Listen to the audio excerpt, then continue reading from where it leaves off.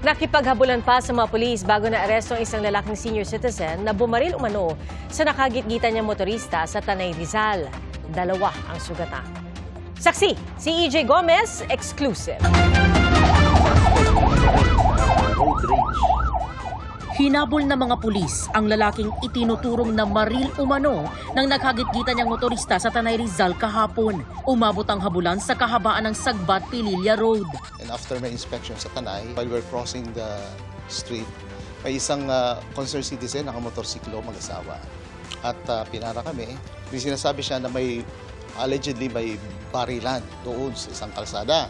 Naabutan ng mga pulis sa gitna ng kalsada sa barangay Tandang Kutyo ang isang pick-up na may mga tama ng bala ng baril. Sa loob may nakita raw dugo ang pulisya.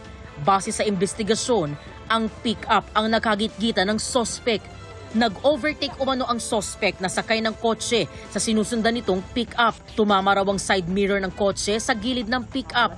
Pagkatapos ay bigla raw itong huminto dahilan para magkabanggaan ng dalawang sasakyan.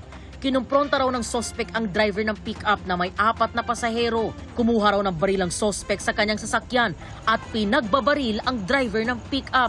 Bakas sa windshield ang tama ng bala, gayon din sa passenger seat. Yung driver ang nasa critical condition at pinagbabaril niya, multiple shots, and then umikot siya sa kabilang side at binaril din yung kasama sa drivers sa kabilang upuan. Sa paa tinamaan. Nakalabas na ng ospital ang pasaherong tinamaan habang nagpapagaling pa ang driver ng pick-up. Ayon sa pulisya, tumagal ng 15 minuto ang paghabol sa sospek hanggang sa maharang siya ng mga militar sa isang checkpoint sa Morong. Hindi na nakapalagang sospek nang padapain at pusasan siya ng mga otoridad. Nang inspeksyon nilang minamaneho niyang kotse, tumambad ang .40 caliber na baril, mga bala nito at 2 patalim. Firearms ni sir na ginamit sa crime scene sa pamamaril. Yung nangyaring road rage incident. May sirena pa ng may siren. Blinker sa loob ng sasakyan. Para bang talagang ginagamit niya na sa kanyang pagtakas, for example, para mabilis siyang makaalis. Tumangging humarap sa media ang sospek na nakapiit sa Tanay Municipal Police Station. Hindi. Okay, sige po. Narinig mo, hindi. Tapos. Aminado siya. Umamin siya na siya yung bumaril.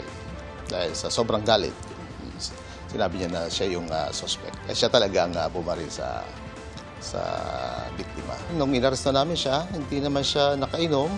Parang ayos naman. It just siguro sa sobrang galit dahil sa mga gitgitan sa kalsada. Maharap ang sospek sa reklamong frustrated murder, reckless imprudence resulting in serious physical injuries and damage to property, at illegal possession of firearms and ammunition. Para sa GMA Integrated News, EJ Gomez, ang inyong saksi. Mga kapuso, maging una sa saksi. Mag-subscribe sa GMA Integrated News sa YouTube para sa iba't ibang balita.